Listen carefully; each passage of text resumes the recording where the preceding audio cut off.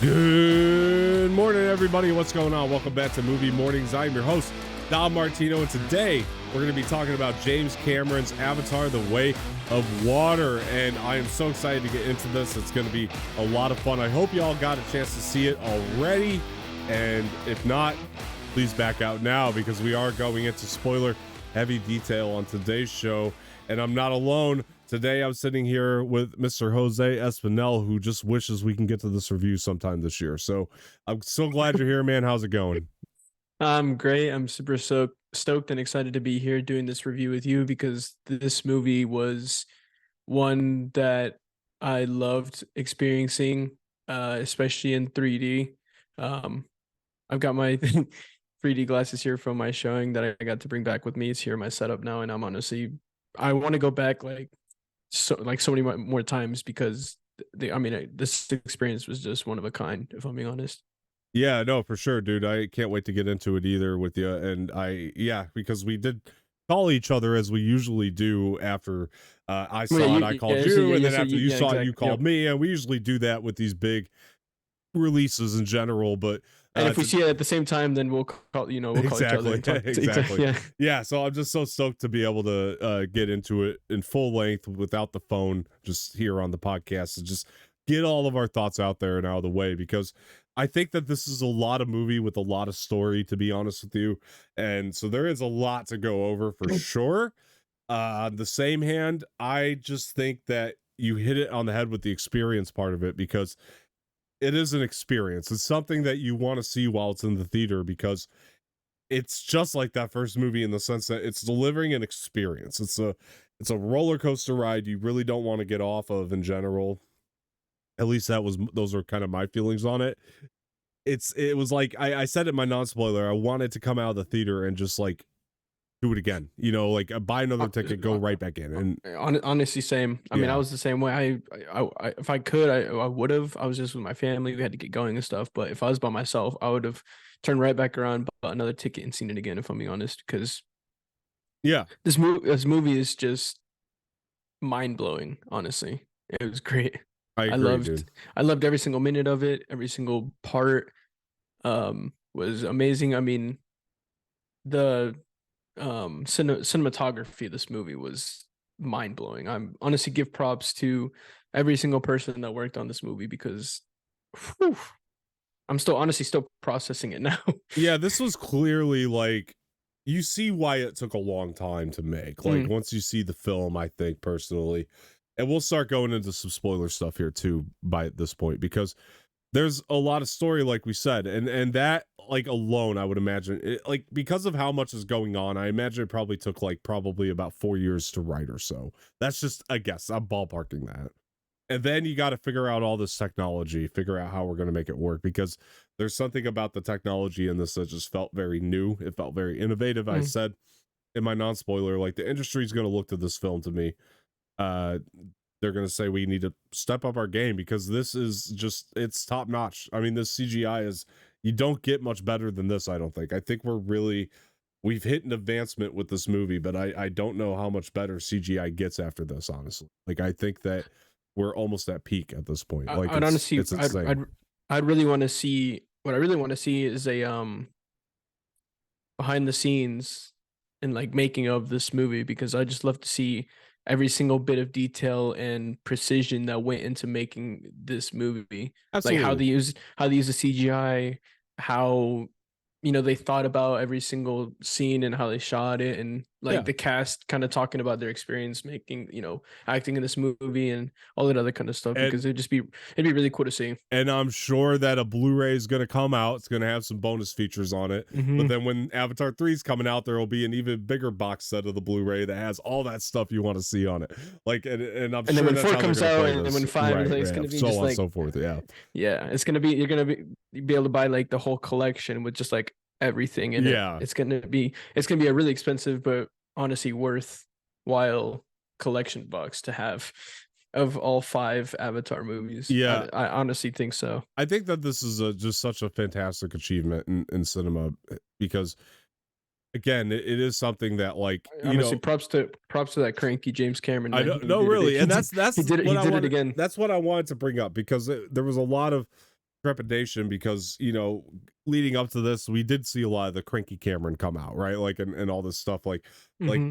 hyping up this movie, and when you're so arrogant about it, like it gives people a bad vibe, and they're like, I don't know, like I don't know, I think he's And being especially overly arrogant, and and lived up to especially the hype. honestly, not only his crankiness, but just the fact that a Yeah. lot of, well, I wouldn't say a lot, but a good bit of people didn't like the first one. Mm-hmm. That he wasn't really selling people on this second one. Yeah. He wasn't helping his case really, but I think now that people are going to watch this, they're absolutely enjoying it and Yeah. saying, "Wow, yeah, James Cameron, you absolutely blew it out of the water." Yeah, he did. No pun intended. He did. I mean, and I think that is the majority rule on this movie, is that he did blow it out of the water. I've even seen the reception quite a bit. People who didn't like the first one went to Yeah, see this one, love this one. So there's a yeah, lot of that. But then there's still people that are, they don't like it, and that's fine. I said, if you didn't like the first one, I don't think you're gonna like this movie. I've been proven wrong since then. I have heard people say they liked it who didn't like the first. But then there are still people that just don't like it, and it's just not for them. Okay, right. fine. I don't care. Just know, like, to me, it's ridiculous to come out of it and complain when you didn't like the first one. You know what I mean? I don't know what people thought they were going to get out of this one, that they, but whatever. That's neither here nor there. It's just some of the reception that I've been hearing. But yeah, dude, I think that for the most part, people are like, yeah, he wasn't just talking shit. Like he knew what he was talking Hmm. about. Like this Yeah. movie, woo, it's stunning, man. It's so stunning, and it's such a ride, man. It is. It's an amusement park ride. It's built that way, and You know what's crazy? yeah. Now you say that it was like an amusement ride. Um, the thing my sister said before we went into watching this movie was like, she was like, you know what, I feel like this movie's gonna feel exactly like the Avatar ride at Pandora at Disney. Uh-huh. You know that 4D ride when you ride their dragons or whatever the hell they're called. Yeah. Mm-hmm. And honestly, it really did feel like that. Yeah. I mean, you can like feel this breathing or anything like that, but it Yeah. still was just, it was like you were on some amusement park, like a ride at an amusement park, living like, it's like if you were in the world with them and like, Mm-hmm. going through all their struggles, going through all their ups and everything Yeah. with them. It was crazy. Well, I know you and I had a little bit of difference on this part of it, because we were talking, and I think you said you didn't think the 3D added that much to the movie, and like for me, it was like, And like I said, in parts it did. mm-hmm. Certain parts of the scene, yeah, obviously like things are coming at you and it probably wouldn't have felt the same without 3D. But to me, I don't know why, just most of it, the 3D just, it wasn't like the 3D that I grew up with and like knew, where like a movie was made in 3D because all the time stuff was like popping out at you and stuff like that. Yeah, it's not made made like it that. No, exactly. it's That's what for it the is. depth. It's not the 3D that I grew up watching, Mm-hmm. and so that's why I feel like for most of the movie, the 3D just didn't really like. I feel Sure. like you still would have gotten like the depth and like the beautifuln's of the world and stuff like that. I don't know, though. Without 3D in IMAX, because you can still do a lot with depth and stuff with just regular IMAX. Yeah, I mean, but I've seen like Dune, for example, the depth and just beautifulness of that without 3D. I mean, I agree with that. it was amazing. I see what you're saying. I should say I definitely see what you're saying, but I felt like at any point in this movie, because of the depth of the 3D, that extra dimension of it, I guess is what I'm trying to say. I want to It's like, see him. I coulda- want to see him. I want to see him do the third one without 3D. I don't I know. want to see I want to see what the difference would be like. I don't think you'll ever do it, but you could probably still watch it in 2D. I mean, this one, and probably still enjoy the movie. In fact, I know. Well, I mean, when people it that comes did. out, on Disney Plus, I'd assume that's just going to be regular, right? Right? Yeah, it'll be 2D. That's what I mean. So I can't wait to see the difference of like Until 2D on Disney Plus versus the 3D that was in IMAX. unless, and this could be part of it, I don't know. He's figured out a way to send a signal to all of our smart TVs to convert them to 3D TVs to where Look, if all for it. if they announce that Avatar 2 is somehow going to be coming out on Disney Plus in 3D, I mean, I've literally got my glasses right here. I'll just whip them on and watch it. Like, unless there's something like that going on that I don't know about, but which I don't think we're that far advanced. I don't yet. think so. Yeah, no. So Avatar 2 is definitely. I mean, maybe for Avatar like 4, maybe they'll have something like that. But yeah, They're I definitely hope not for so. this one. This one will definitely be coming out in Well, 2D on Disney well, I Plus. was actually having a conversation about this with somebody else the other day about it. It was like, I do hope that we get to a point, because for those of us who did like love this 3D, like, we need a way to do this at home, like without having to go buy a whole other television that has 3D on it, which, by the way, they don't even make in the States anymore, you know? So it's like, we need a way to do that where it doesn't require us to go buy a whole other TV that just has 3D Yeah, it's kind capabilities. of like how when Disney Plus finally added like their movies in IMAX Yeah. on devices. If they could try and figure out some way to do that with Mm-hmm. 3D, Yeah. that'd be really Well, cool. I did have this right here. I'm kind of glad I had this sitting here, because I was trying to hook it up to the Oculus to see if I could just play the 3D Blu-rays straight to the Oculus the other day. And so this is actually a box that came out a long time ago. It's actually called the 3D Video Wizard.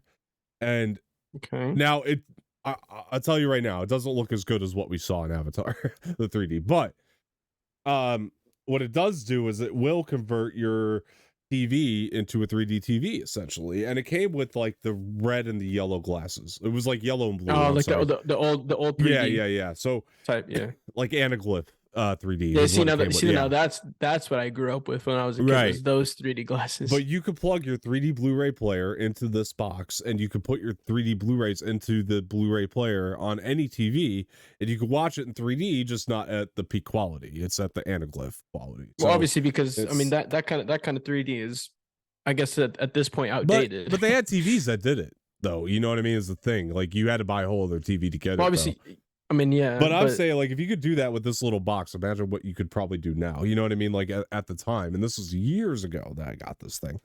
And because I didn't want to go buy a whole new TV with 3D on it. like imagine I could just watch 3D on this monitor of mine with my 3D glasses that I have right Right. there. Like that'd Yeah, be sick. I just, at this point, I don't see why not. Like, I don't see why we can't have something like that. But to your point about the 3D in this movie, like, the reason I really push back, and I think the reason that the 3D added this extra dimension, is I literally felt like at any point in this movie, I could have gotten up, walked up to the screen, just walked right in, and I would have been in Pandora. That's the depth that I'm talking.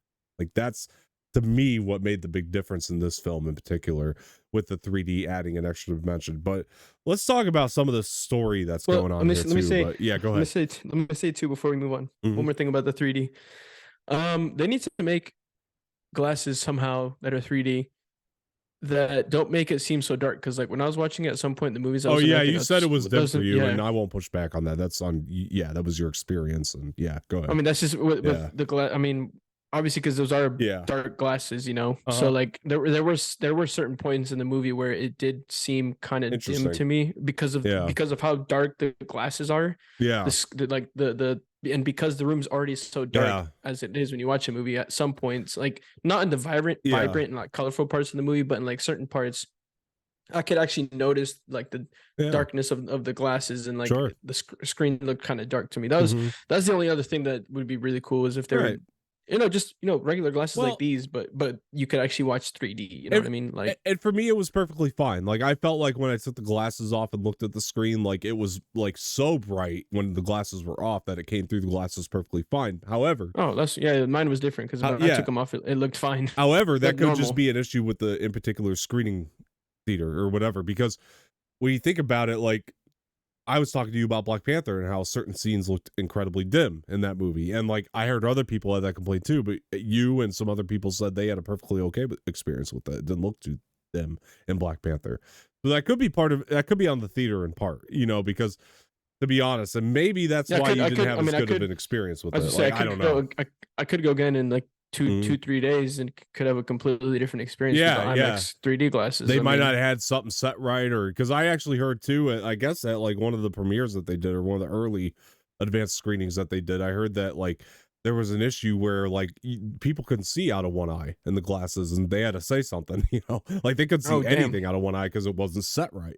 So sometimes that could be the case, and maybe that's why you didn't have the same immersion in the 3D that I had. I don't know. It could be it. I'm just saying, because to me, I wasn't feeling like the movie was dim at all. It felt at the perfect luminance, to me, like when I was watching it. And I know when I took the glasses off and looked at it, because sometimes you got to adjust, and so when I took it off, it was like, oh, it was so bright.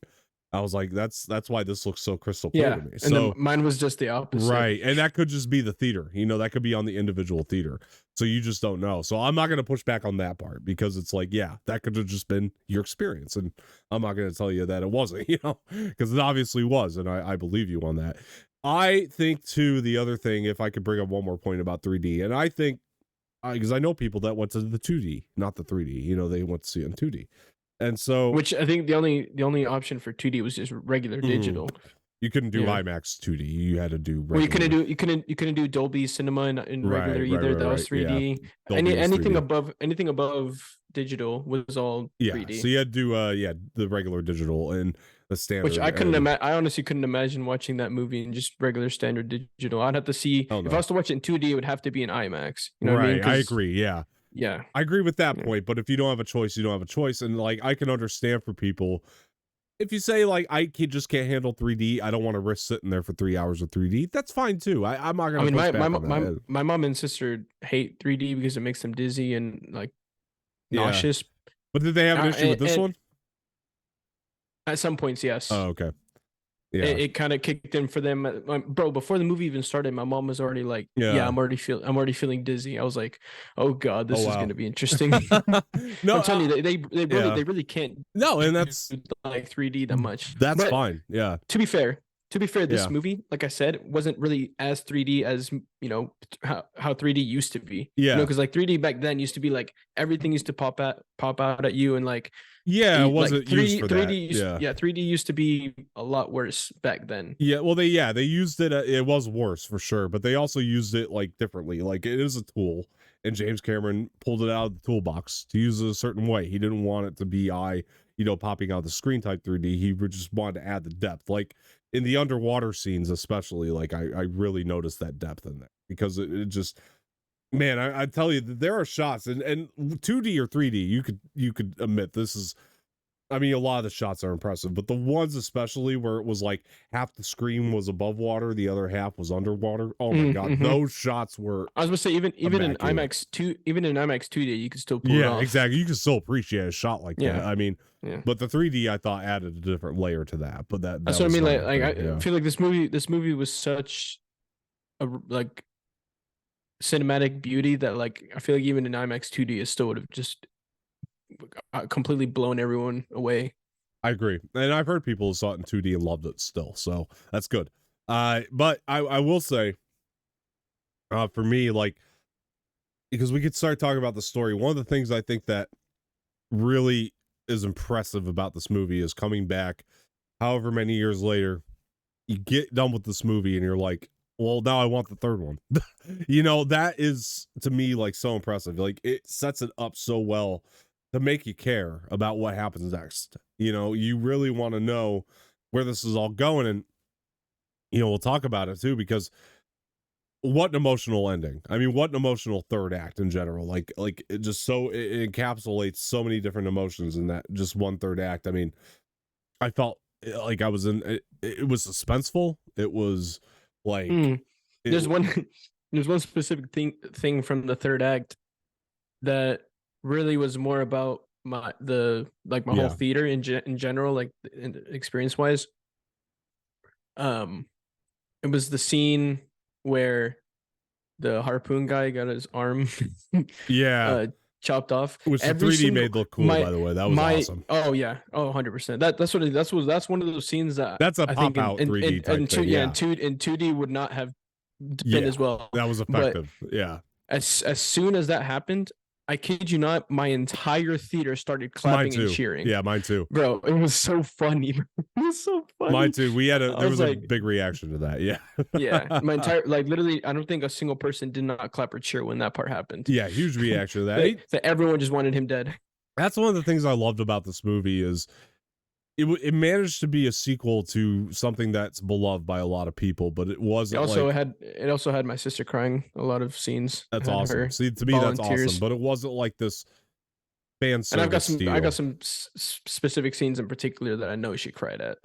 Yeah, like the stuff that like made people react. It wasn't like this fan service ordeal. You know what I mean? It wasn't because we're seeing cameos because we don't have that with Avatar. It's like it's its own world that just it wasn't like people were getting, it wasn't fan servicey, you know, it was just Well, it its was cool. It own was cool. continuation of the story. Yeah. It was cool seeing Kate Winslet in Avatar. Oh, That was pretty definitely, cool. definitely, and like Edie Falco was in here, and a A lot of good James actors. Cameron favorite Mm-hmm. in Titanic. Yeah, Yeah, that for was really sure. cool. And it's really cool seeing, obviously, she broke Tom Cruise's record for holding her breath underwater, which was really cool. Oh, that's awesome. I didn't know Um, that. That's a fun yeah, fact. so that's Yeah. there's a report that came out. She beat Tom Cruise's Mission Impossible record for holding breath. I think hers was like 7 minutes and 4 seconds or something Yeah. like that. Yeah, it was impressive, the fact that she was able to hold her breath underwater for that Oh long. boy, dead She record. said Yeah. she said when she came up out of the water, she was like, I thought I was dead. Yeah. Like, she's like, am I even here? Yeah. We all know now though that like Dead Reckoning Part 2, like Tom Cruise. Oh, he's definitely gonna hold try. my He's beer. definitely gonna Hold my beer. he's definitely gonna try and break that. He's like, ain't no one gonna just beat my record. Like, I'm gonna be the best. Yeah. Also, we know it's really cool. Before the movie started, they were showing a little like short behind the scenes. I heard. I didn't get that for the You didn't Mission get it? Impossible. No, I was so Oh, let me pissed because tell- I heard bro, a lot of let people me tell- got it. Yeah. Let me tell you this. I hear it's awesome. Um, It's online, you know how I should watch it. I usually get like what I get to the movies like what 30 minutes before it starts usually because I try to. because I know they play stuff before the actual trailers start. Right. We got there like because our showing started at 4:15. We got to the theater at like 4:14. So I missed like I'm pretty sure I missed like a bunch of stuff before. But I did get to catch a bit. Like I didn't catch the whole thing, but I did catch a bit of that Mission Impossible like behind the scenes thing. And it was really funny as we were watching that. I was like, I would look over to my mom. I'm like, you know what's crazy, Mom? Is that Tom Cruise at this age is still doing his own stunt. She's like, Yeah. Is that not a stunt double? I'm like, no, look, that's literally Tom Cruise. It's nuts. Doing his own stunts at this age. Insanity. I tell my mom, I'm like, I swear, this dude isn't gonna die of old age. He's gonna die doing one of his own stunts. 100%. I swear. 100%. Yeah, no, it's true. Crazy, man. The fact that he's still just he does his, like they're dangerous and he still is like, you know what? I don't need a stunt double. I just do it myself. He's gonna be like fighting an alligator in the next one. I don't know what else. And he's honestly, and he's gonna live too because he's gonna defeat the crocodile. I swear. Yep, yeah, he will. 100%. Yeah, dude. No, I missed that. I was upset, but yeah, dude. No, this movie. You know what I like about this movie too is like the performance capture. I thought was improved upon the first one quite a bit. Like I actually think that. I think it's because we also got a lot of new characters and returning, of course. Yeah.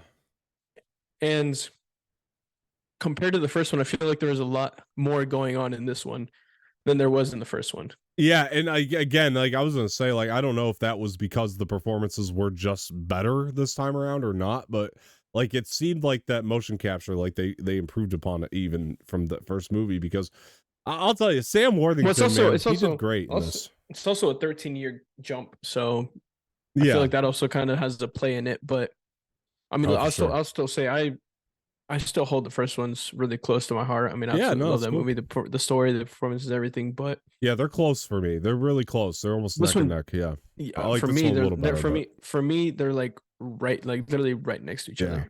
I like this one just slightly better, but yeah, the nostalgia from the first one just puts them like right there. Yeah, no, for sure, dude. No, I mean, this one definitely had the performances. Man, were just. Yeah, they were so like believable. You know what I mean? Like, for sure, you could really feel for everyone in this movie. Yeah, dude. Yeah, for sure. It was great. Honestly, absolutely, everyone killed it. I mean, Zoe Saldana, Sam Worthington, right? I don't know that Kate Winslet. I mean, man, everyone just absolutely destroyed. I think with what like Zoe Saldana did there at the end, I think that's an Oscar-worthy performance. I don't know if she'll get nominated, but it's worthy. I think her entire performance in this movie is really Oscar-worthy. Yeah, no, for sure. Really she was great the whole time. Atari, like, I think honestly better in this one than in the first one. If I'm being honest, same with Worthington for Jake though. I mean, I thought he just had more to do in terms of the performance overall. Like he had a lot more going on. And I mean, he definitely played more of a father role in this one. Yeah, I like that. It was cool to see. It was cool to see. I still just think I preferred what he did in the first one Interesting. in terms of like both his human and avatar role. Mm-hmm. You know, to play two different Yeah, roles no, I in a get that. movie I could get that. is Yeah. really hard to Mm-hmm. do, and he really just absolutely nailed it. Yeah, no, I get That's that. probably the only reason why I would prefer his performance in the first one to That's this one. Don't fair. get me wrong. I loved his performance in this one. Don't get me wrong. I thought It's he had just, more range this time. I think he. Yeah. Well, actually, I think he had more range in the first one because he was I playing mean, in terms two of, different I'm roles. sorry, But like, more range in terms of emotional beats. I thought he had this time around. well, that yeah, because he, you know, because of his situation, you know, he has kids. You could just say and, it. I mean, what happens, and well, yeah. because we're talking about spoilers here. I mean, his son literally, his Yeah. oldest son literally dies. I heartbreaking. mean, what's his That face? scene. Steve Lang just absolutely like shoots him and he Jesus. dies. Yeah. But honestly, that part had my sister crying. Like she Yeah. was bawling. I was tearing up, bro, because I'm Yeah. like, damn, he just killed his oldest son. And you could just tell in Jake's face, like the revenge in his eyes. Like Yeah. he was feeling two emotions. He was sad for his son, for the loss of his son, but also Mhm. like wanting revenge on him and wanting to absolutely kill him. And that's the other thing too I wanted to mention is I definitely preferred their fight more in the first movie than in this one. I didn't really like their fight in this, like between Jake, Natari, and Steve Really, Lang. I liked it a lot. I did not really. I don't know. This one was, to me, the reason I liked this one more is because it was so much more hand-to-hand combat. Like, we got a little glimpse of that, which I just really dug. I just feel like, I don't know. I just feel like the one in the first one was just a lot more intense because Wow.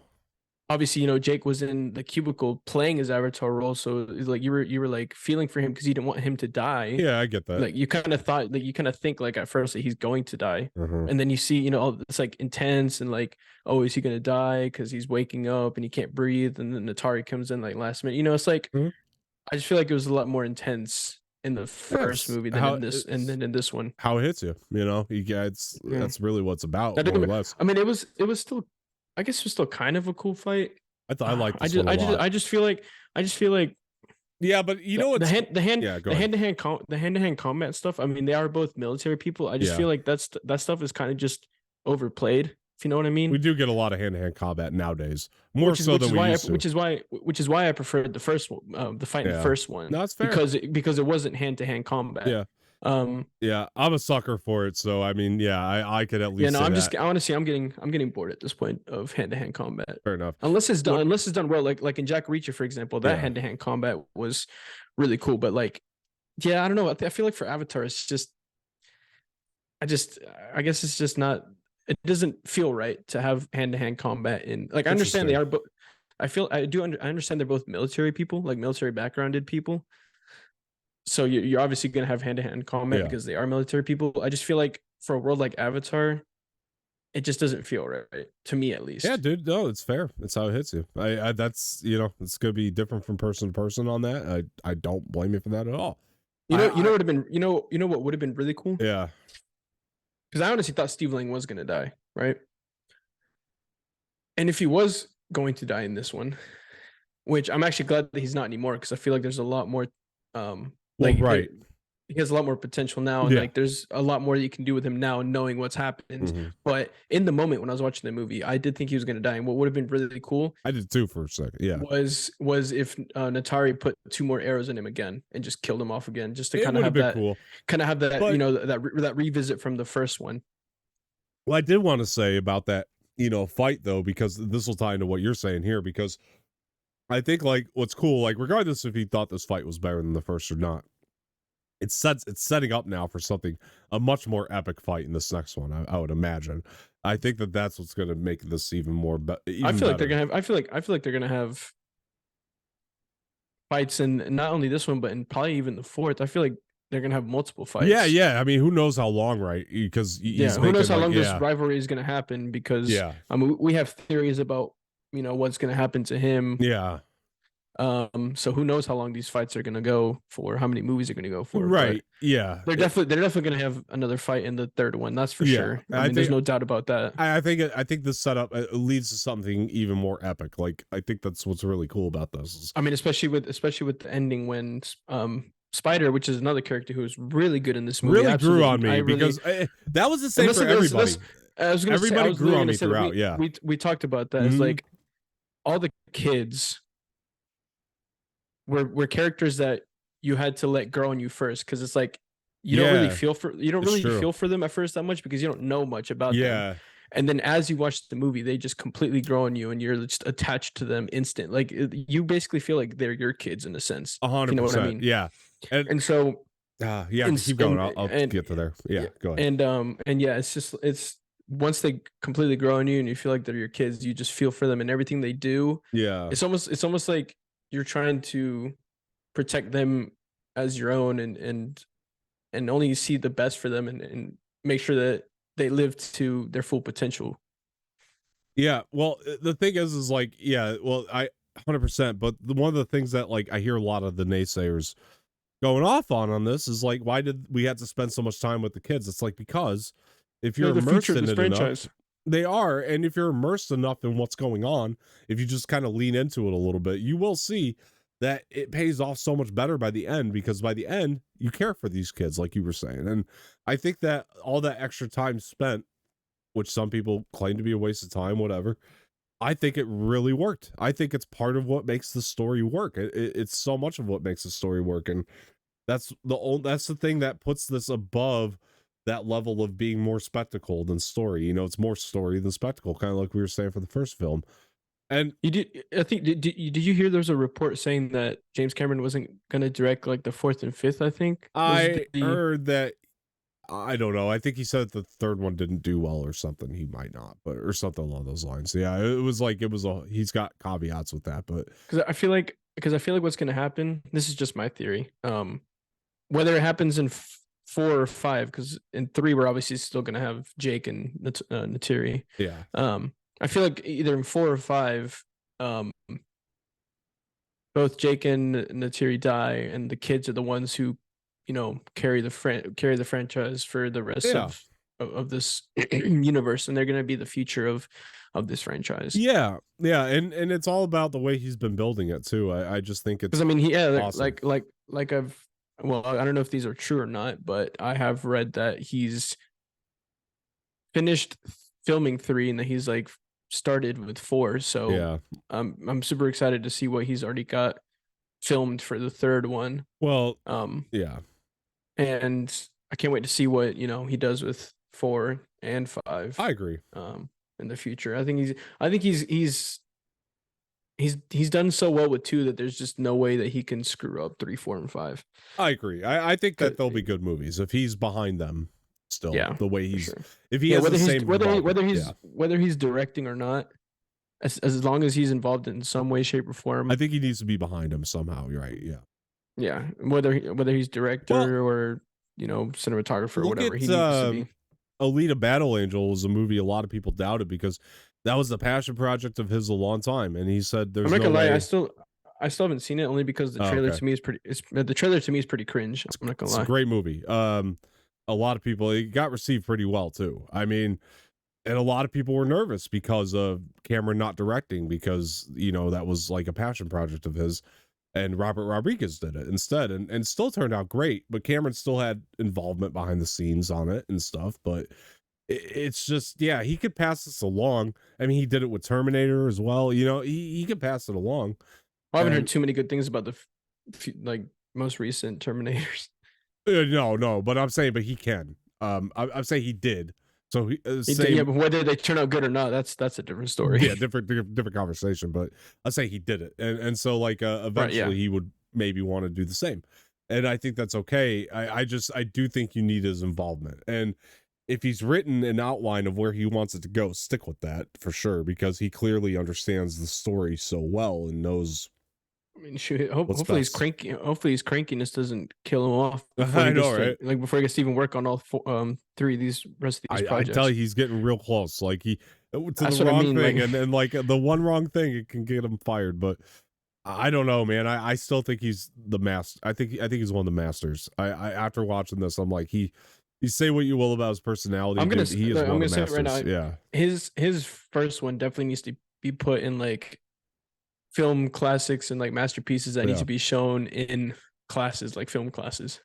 Yeah. Yeah. Because he's done. I mean, he's done Solo with the first one, and then eventually down the line, in like 10 years or whatever, The second one definitely needs to be one that is talked about as well because For sure. it's just such a masterpiece. Mhm. Honestly, like James Cameron's doing it right. He's a great director, and and this one, same as we said with the first one. You could look at the overarching story and say stuff we'd seen before, whatever. I just didn't care because I think a lot of what makes this really work is the simplicity of the stories. And again, it goes back into the thing we were saying about the first movie. Like, he doesn't approach storytelling any differently than he did in the 80s. It's clear. He doesn't. Like, he has that same thing. The only difference is the technology's better. But the approach to the storytelling, the acting, it's no different. Like, he directs exactly the same as he did when he was in working in the 80s. Mm-hmm. Like, I love that though. Like, I love going in there and like getting that like feel of one of his 80s action films, because oh my gosh, like the scenes with I know the whale was silly, but it was great. Like, I loved those scenes with the whale. I thought that they No, were they so were they fun. were they weren't silly. They were um actually kind of pretty intense. No, the If I'm being scenes were honest. great. The scenes were fantastic. That's what I'm saying. Like, what people are harping on, whatever, the concept is silly. Okay. But Those like, things look intimidating and scary. If I agree. anything, I Jesus love Christ, them. those things are fucking humongous and their Yeah. armor. Jesus Christ. Yeah. Like, I think like I'm trying to think of how to put it the best. Like, he's got like his concepts in general, yes, they can be a little silly, but I don't think it's any different than the way that like George Lucas was silly with his concepts. It's that kind of like weirdness and silliness, but it's the way it's I all honestly kind don't of know where. executed. I don't even know where people find those things silly because they're amazing. If Yeah, anything, but like it's like it's amazing. Like, but it's like I'm trying to think of the best way to put it. It's like it's amazing in this kind of weird way, I guess. I don't know how to explain it. It's like it's a weird thing, like all in all. Like, we're talking about blue people, like it's blue weird. monkeys. It's weird on paper, but you execute it right and it works. You know what I mean? That's kind of what I'm getting at. Like, you Yeah. write that Also, down on paper, it's weird, I like but to see people comparing this Avatar 2 to any Pocahontas film. I know, Please right? I try because this was nothing like I Pocahontas, heard it bro. was like it Like was a copy and paste of Pokemon. No, it's not. Like, stop it. that's what they say about the first one, which Stop it. I don't even see that really. Like I don't see Pocahontas in the first Certainly Avatar not a at all. copy Like and paste. I'll tell you that. I mean, there's definitely influence, but it's not a copy and paste. no, I definitely mean, not. And I'd like to see you try and do that with this one because this second one was nowhere near. I don't even think anywhere similar nothing. to Pocahontas. Yeah, It nothing. felt original. It felt like it was from his mind. Like, it really did. Like, it felt like this is his version of the natural continuation of these characters. Like, everything Right. about the sequel felt natural to me. Like, really. Like, I'm serious. Like, there wasn't a moment. And yeah, okay. Like, we were talking about, you can cut out that interrogation scene. It was goofy, did not need to be in the movie, and it was And pointless. no, it just served no purpose whatsoever. Right, but that's not me saying that it affected the like. That's not me saying that I thought the runtime was too long. I'm just saying that was a scene you didn't need to have. But the runtime was fine to me because even in those slower moments, and I said this in the non-spoiler, I'm sitting over, I'm sitting like, oh my gosh, it's one of those like jellyfish things. Oh my gosh, it looks beautiful. I'm pointing things out in this movie that I loved. Like, there are things like going across the screen, even when the slower moments, that you're just like so visually immersed by, or at least for me, that was my experience.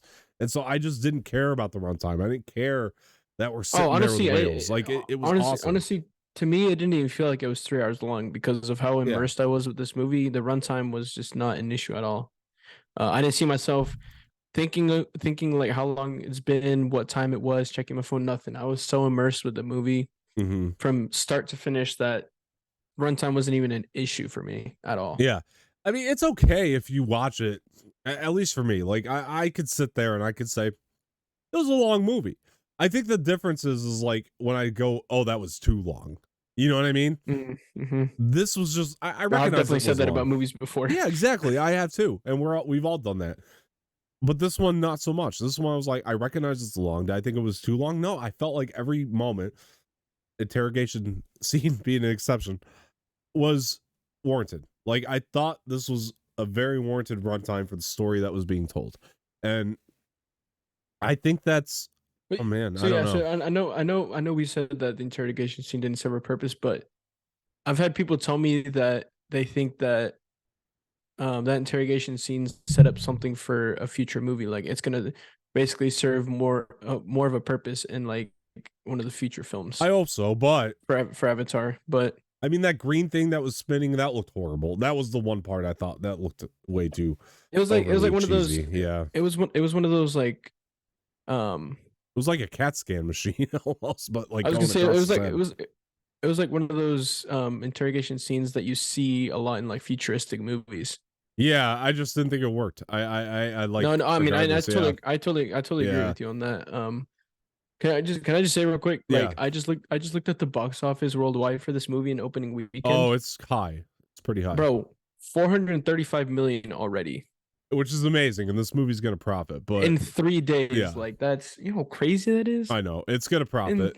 Um Jesus, it's almost at half a I will mil say, in I three mean, days. that is great, and it will profit. I mean, this movie's gonna make money. It is. What's crazier about that though is that's under expectation. Isn't that nuts? Like even that's under expectation for something like this. Like that's insane to me. Like that's how high they had their expectations set. But Oh yeah, James Cameron thought he was gonna make. not James, the studio mainly, Well, but yeah. I guess they thought they were gonna make a million I think just in they the were first setting like weekend. 500 some odd million, I think was their Well, I mean, projection. they're not too far from No, it's not that like it's projection. not like an amazing, yeah, it's not like an incredible decrease or anything. It's just it's crazy to think like that. That's how they know they can expect at least that much. You know what I mean? Like, or that's kind of where they set the expectation level. But yeah, this movie's going to make money. It's going to do well. And the other thing about this is I feel like it's in a couple weeks it's gonna be at the million easy, well, it's the or only thing people are going to at the be billion seeing. easy. It's It's gonna only be at the billion easy in like yeah, the next week or so. It's gonna hit not the week, billion but easy. soon. Probably like 2 weeks or 2 weeks. or I'll give it so. 2 weeks. Yeah, Well, 2 weeks we'll talk again. But yeah, because it's the only thing you see. People are going to go see till Ant-Man in February too. That's the other thing we got to keep in mind. That this is going to be in there. And so there's not like a whole lot that they can. I mean, you don't have a lot of options right now. That's going to help it tremendously. And you got the Christmas time money. And we might be able to talk about it next week because people go see movies that's on what I mean. Christmas. I think it's gonna be, if not at the billion, really close to the billion by by Christmas time for sure. Because Yeah, so many people are going to be going back on like during Christmas yep, time to watch all it the time. again. Yeah, because it's just that good of a movie. I agree, man. I agree. Yeah. So talk a little bit, if you would, for me about some of the stuff in the beginning, really quick. I'm gonna be right back. I'll just give me like 2 seconds here. Okay, Yeah, just gotta all grab right, something. yeah, Yep. you go ahead.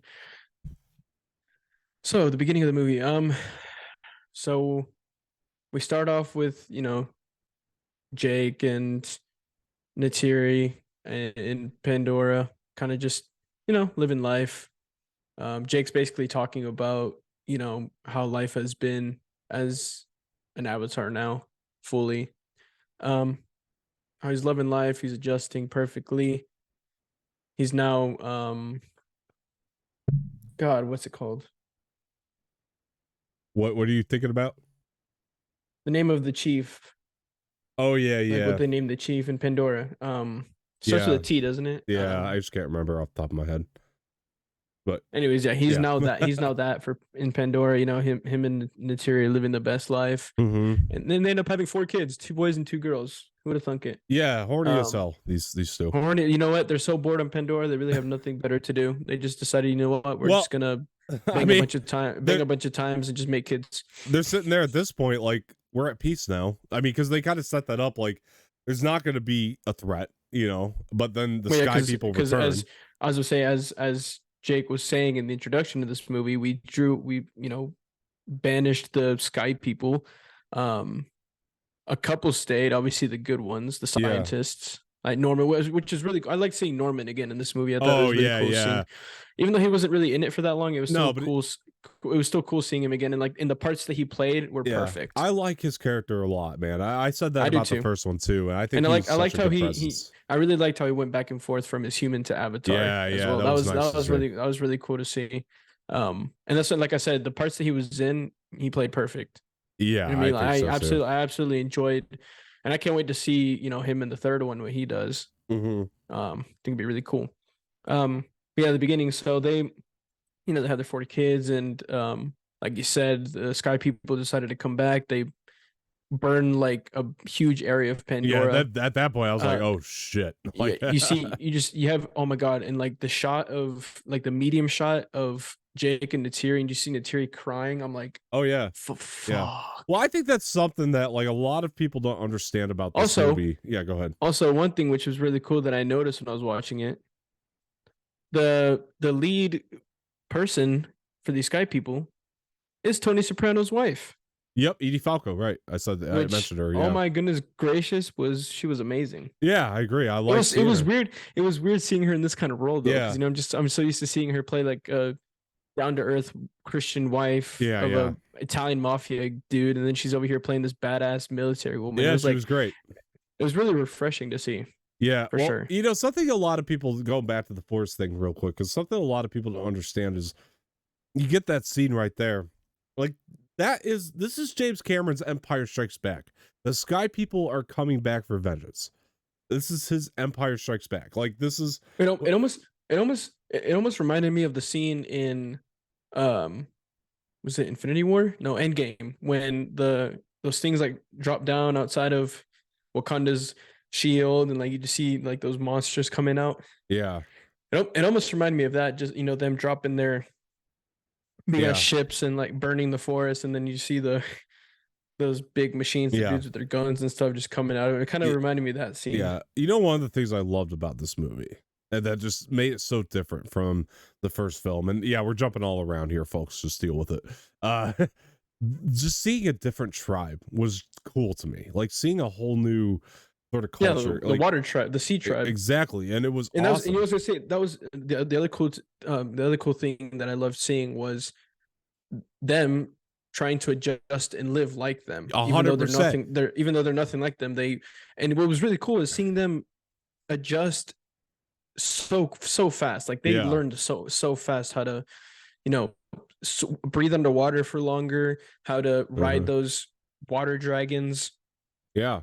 Uh, Oh my god, and how cool were those things, by the way? Those water bro, dragons were the shit. the one that Jake tried to ride, like the ones that the Chiefs drive, like that. Yeah. That one was really cool. Yeah. It was just, oh, and the other thing that I really liked too was the relationship that Jake's second son built with that one whale, the outcast. Yeah. That relationship right there, I honestly it was one of my favorites in the movie. I absolutely loved every single bit of that. It was great. And oh my god, and when the whale saved his life, oof. Yeah, man. That was an awesome scene, dude, I thought. honestly. Yeah. It was great. I love that so much. I you know, you really see that because you're like they're trying to adjust this new way of life. And I like that it showed like how that really affected the children in the tribes, you know, because they had that whole tiff going on. That was such good stuff to me. Now, like the one hand-to-hand combat I did like in this movie was that fight. Yeah. Jake's oldest son attacks the Chief's right. kid. Yeah. That was great. That was a really good fist fight. 100%. Because that was just kids, you know, fucking around and getting in fights. Like that one was really cool. It really brought me back to like the conflicts we were seeing in House of the Dragon between the kids. Like that's kind of what reminded me of it. It kind of paralleled that a lot. Which I dug that a lot. I thought that was that stuff really showed you like how hard of a time or how much of an effect this is having on these kids. And also it was more really of a struggle for Jake's second son, because Jake was just always on his butt, and you could tell that he really did favor his oldest son more.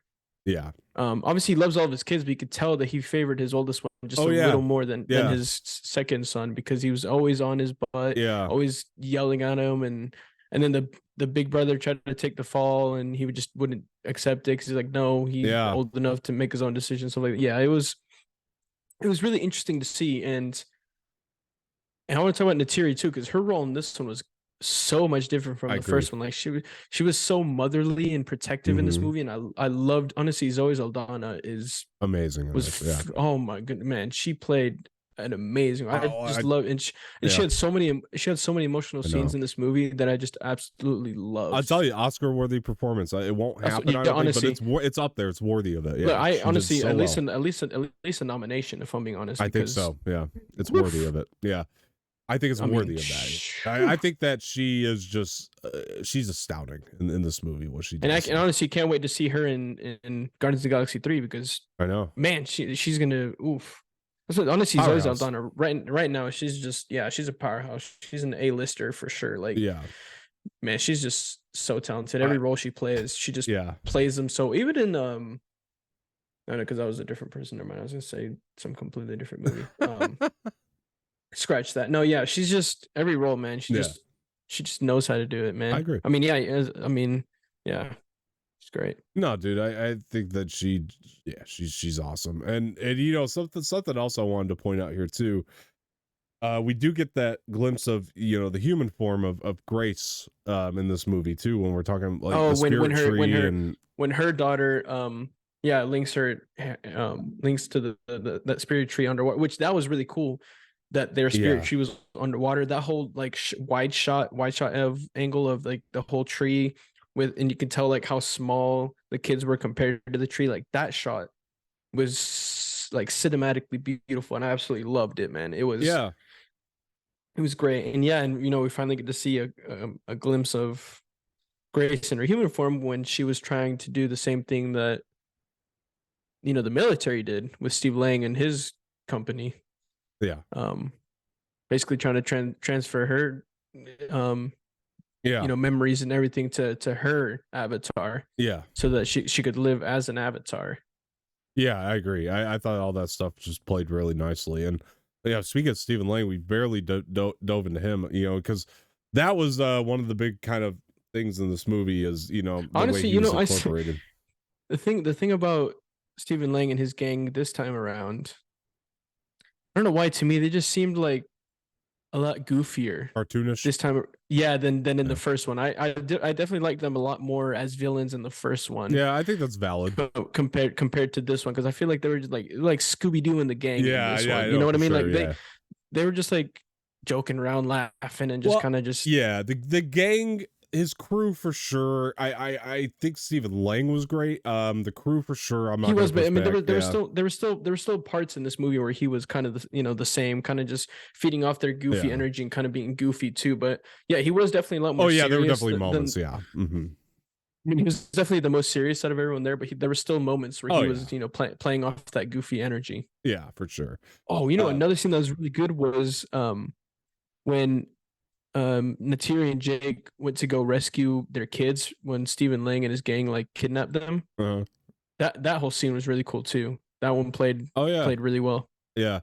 Well, what was the one? The daughter, right? She got kidnapped like twice in this movie. And what I liked about that was Which one, like, the oldest or the youngest? I think it was the oldest, right? That got kidnapped twice. The one that was like, On the boat oh or yeah, on the boat. on Remember land? she was on the boat, right? And then she's like, I got locked up again, or I can't believe I got caught again, or something like that. That was the youngest one. The youngest, I'm sorry. So remember she's like, I can't believe I got caught I again. got caught again. I Yeah. like that it was acknowledged, so it wasn't as goofy. Like, because you could, if that wasn't acknowledged, I'd be like, "Come on, really?" But like, she actually acknowledged it and is like, "Okay, it's a child." Like, I understand because of the acknowledgement of it. Like, it made it just that That's just much because better. it's because it's something you would expect from a little kid. Yeah, Because she's literally a little kid. She's probably like 5'6" at 100%. this point. Yeah, Maybe even younger. yeah, I agree. Yeah, dude, the action sequences at the third act of this thing are it's like unreal though. Oh, Like, bro, when like Jake and the sea chief and all them like right up in oh my the God. dragons to the ship, like Yeah. that scene was just incredible. Stellar, dude. So intense and so immersive and unreal, dude. Like I'm telling you, man, there's the action that the way James Cameron shoots action is unlike a lot of other big filmmakers. It's unreal. Gotta also talk about the scene where they raided that ship or that train that had all the ammunition and stuff on it. Like that Oh scene was yeah, really cool too. because that was a big moment. Yeah. God, there were so many just major moments like that. It's hard That's to what I mean. Like remember them all. But so I'm trying to run through the movie in my head right now. yeah, and, like, because think it's of like all of them. I mean, so many there's just so great many. ones. Yeah, it's like Yeah. I do. That's why you need to see it like twice. I feel like because it's like it's No, one of those more things. like It's like 2, at 3, least 4 times. Like you have to, right. yeah, you have to watch it like You got to so many keep going times on the ride over and over just to get to the. there's Yeah. just I was just because there's just so much in this movie that Yeah. like the first time around you're not gonna be able to catch everything unless you're Yeah. really like unless you're really studying it when you're watching it. Yeah. The first time around you're just not gonna catch everything because there's just so much that It's a happens lot in to this movie. process, man. It's a lot of Mhm. movie. I mean, I already know. Well, I, I I can already tell that in the third movie, the chief's daughter and Jake's second son, there's definitely going to be like a relationship marriage type thing going on there. Uh-huh. Um, because they were definitely feeling each other. I can tell you that for I sure. hadn't thought of that for some reason. Yeah. That's what I mean. I mean, you could tell in this entire movie that like they were Interesting. feeling each. They I were feeling agree. each other, and like there's definitely going to be a relationship there I for agree with you. sure. Yeah, I definitely agree with you there. I just hadn't thought of it for whatever reason. But yeah, I agree. Like I mean, like I obviously like felt their love and everything, but I hadn't really thought about the implications of that moving forward for whatever reason. And you were 100% right. Yeah. That's how they're gonna like merge the Yeah. two try like Mm-hmm. them as the forest people and then the sea people, so they're gonna like form an alliance that way through a marriage of their two kids. See, I like that idea, And that's why you have sense. me on this channel. I guess so. I guess that we got to keep you around for a reason. But yeah, I do like that. I hadn't actually thought of that. But it makes a lot of sense now that you say it, because yeah, you got to merge them, right? You got to like have this like bond between these two tribes. I mean right now, as far as I was concerned, by the end of it, I mean these two like tribes, I mean they're bonded, right? Like they're I mean, yeah, by the end of this film, by the end of this, as I say, by the end of this film, the forest tribe and the sea tribe are now one. And I'm honestly interested to see if they build a whole new, I guess not world, but like I guess kind of in a way world, not like a planet, but like a whole new world where they could both live together. Right, you know what I mean? Right. Yeah. Where it's on the sea, but there's still like forest for the forest people. Something like that would be amazing. I would love. Yeah, to that's see what I mean. that. Like in the third movie, and then we see the mergence of the two through the marriage of the chief's daughter and Jake's second kid, which I honestly I should know the names, but there's some confusing ass names. Like James Cameron. If there's one thing James Cameron can do is make some confusing ass names. Yeah, they're like 5 miles long, some of them in here. I swear to God, bro, I still can't remember for the life of me the name of the fucking whale in this movie. I don't think that's a bad thing though, because like even House of the Dragon, you can't remember the names of all the kids. There's so many damn kids. You're not wrong about that one. Yeah, it's like, so I think that there's nothing wrong with that, and like I love that. I do love that we just have this attachment to all of them by the end, and it's one of those things too where it's like, I think in order I'm have the cast open here just so I can remember. Yeah, fair enough. I think it's one of those movies though where you do have to finish it. You have to have the whole picture set and done behind you to really grasp a full appreciation of what you just saw. Because I mean, it's one of those things where it's like there are going to be times where during the movie where you're questioning how much you actually like it, and it's not until the full picture is available that you're really like, yeah, like I'm looking back, like that was an incredible experience. Because again, dude, it's just this like high adrenaline action movie at the same time of being this incredible story with a lot of lore and things that you can pick up on. And yeah, I mean, there's so many questions I have from this movie too. Like, who the hell is Spider's kid, like mother? Like, that's still a good question. Something that's been bugging me in the back of my head. It's like one of the big ones. The other one too is who is Grace's daughter's father. Yeah, that's another one. I mean, I kind of have my suspicions. I don't know why I feel like it's Norman. I don't know why I kind of feel like there was one scene that Grace's daughter was watching where like, you know how like Spider and them were like joking around how like Norman's in like all of the clips.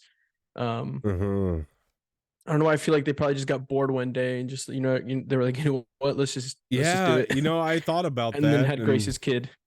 Yeah, I thought about that. I was like, but maybe, you know, it's like, I don't know. That's what I mean. It's like, I mean, that's the only reason why I would think it would be him. Is it going to be all that significant though? That's the other question. Like, is the father? I think it'd have to be, right? I mean, depends on who the father is how important it. And the same thing with Spider. Like, who's the mother? Like, I feel like both of those questions, the importance depends on who. Right, that's what I mean.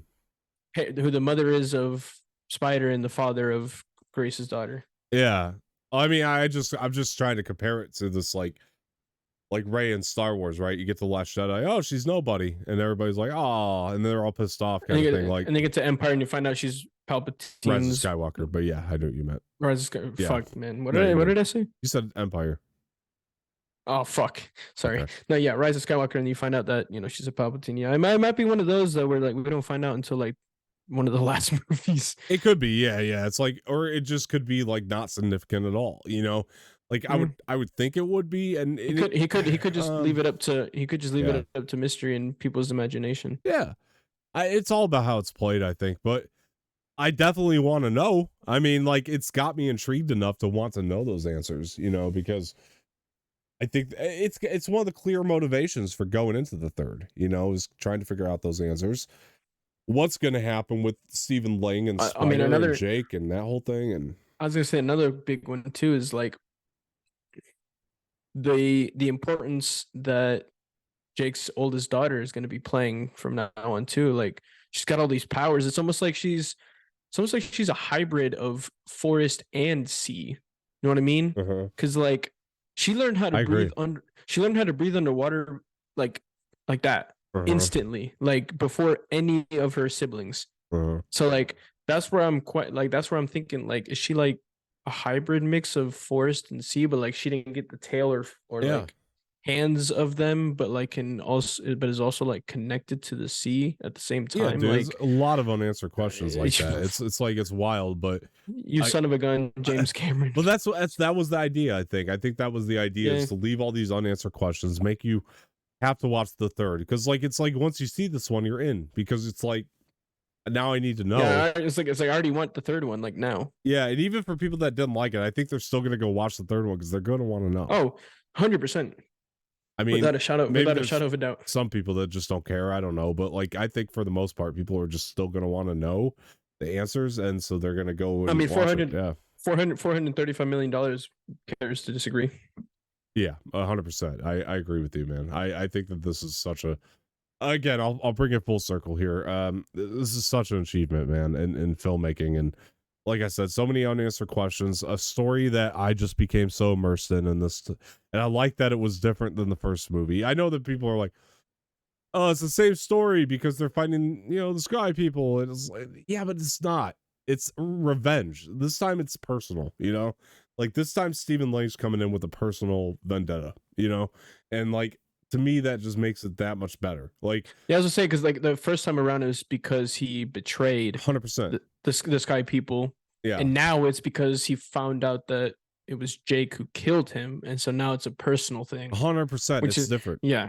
And yeah, to me, 100%. That's like saying Star Wars and Empire are the same, you know, because it's two different stories. It's dumb, you know? And did you say Star Wars and Empire? Yeah, that's like saying that Star Wars and Empire are the same. It's like, no, one is about them fighting the Empire. The second movie is about the Empire coming back for vengeance on that. You know, it's the same thing. I mean, it really is. It's like the same concept, but it's not. Yeah, they're not the same movies. Which apparently now there's like a whole different new material that they want on Pandora. It used to be that rock or whatever. Now it's a completely different thing that apparently makes it. Well, now we find out what it is. Well, for the research, at least the science side of it, but they apparently have found something completely different on Pandora now that makes them even more money. Right. So, 100%. I mean, it's the same story concept, just done completely different. You know what I mean? It's like a continuation though, still. Like it's not done in a way that's not continued. Yeah, no, it's continued, and like certain parts you can compare it to the first, but at the same time, it's just a completely different thing altogether. Jake and Neytiri are in a completely different type of place than they were in the first film. And well, yeah, because they've got 4 kids now. Well, 3 actually. Yeah, they're in a completely different spot. Their characters have evolved so much. I mean, to say that this is the same as the first is ridiculous. I think. Like I could see like how you could. Oh yeah, no, like, yeah. Like you can. I can understand people saying that there's like certain parts that are the same. Yeah, but a carbon copy complete the same? No, definitely not. No, there's definitely plenty of differences between this. And I mean, for one, we're at a completely different tribe. That's exactly for one. The water for one. Yeah, exactly for one. It's a big one. Yeah, that's probably the biggest one. Yeah. The fact that Jake and Neytiri have kids now, that's another completely different one. Yeah, they're evolved. Well, and also the fact that Jake isn't going from human to Avatar anymore; he's fully Avatar. That's another big one. Yeah, there's plenty of differences. Yeah, I mean, 100%. This one sets up a lot more than the first one did. For the third one, yeah, that's true. Yeah, I feel like the first one did set up. It did. It didn't set up most of this movie, but it did set up. It set it parts, up. But it set up parts of this movie. He just basically created something completely different off of this little Yeah. continuation from the first one. Yeah. Whereas now this second one Yeah. has set up so much more for the third The one. difference is you could end the first one and be okay with that being a singular piece of movie. Yeah. Like, Oh yeah. and 100. Yeah. like, and 100%. like, But with the second one, yeah, we definitely you definitely just need I another one agree. because there's just so many unanswered questions. The ending has just like the third act alone has just set up so much for the third. Yeah. Yeah. Yeah, I can't wait, dude. I can't wait for this third Oh, bro, movie.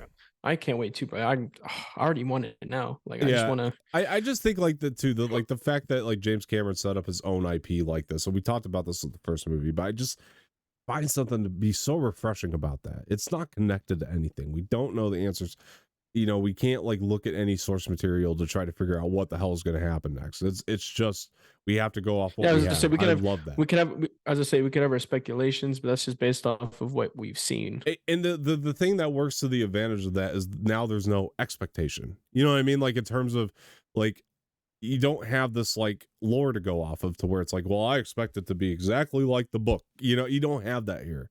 It's so different. It's something That's new. true. It's refreshing, and it was like what Star Wars was like when it was first happening. Anyway, now there's been so much canon and legends And it's one of and stuff, so far it's one of the very few franchise universes that wasn't based off books like Harry that's what I Potter mean. and one of them it's just something that he completely just thought up himself and wrote into scripts. Right. And the fact that he was able to do honestly, yeah, and the fact that he was able to do that it just shows how talented this guy is. Yeah. He's done something that most directors just can't do. Yeah, and I agree. I just have to honestly give him the biggest of props because he's absolutely smashed it so far with this. A lot of directors make original stories. I don't want to take that away, but it's more or less like it's the fact that he built an IP out of it, though, like his own like world out of it, and like that's what I mean. He's built his own world, franchise, whole universe, like everything, just from his head, his mind. Just sat there and was like, you know what, I'm gonna just make this, and he did it, and it's impressive. Honestly. I agree, man. I agree. All right, guys, look, we want to know what you thought of Avatar: The Way of Water. We are going to get out of here. But before we go, please make sure you help us out here. Hit that like button below, subscribe to the channel, leave some feedback in the comment section, share this with your friends, and hit that bell for notifications. All right. And Jose, before we get out of here, where can people find you? You can find me on all socials at extract gaming _. And also on Twitch. I stream there a lot now. I've been doing a lot of Jedi Fallen Order, which has been fun. I think I'm almost done with the story for that, but I gotta ask you a question about that after we're done here. Just remind me. Okay, yeah. I also do on Sundays. Every Sunday, I do reaction streams where I just react to a bunch of stuff. And I should be streaming once I'm done with Fallen Order, the story. I'll be doing like some Overwatch and like League of Legends and stuff like that. So make sure you guys check me out over there. All right, guys, and also Jose, how do you grade the movie? what's the grade you're giving this? Yeah, dude, I'm between must go and masterpiece. If I'm being honest, yeah.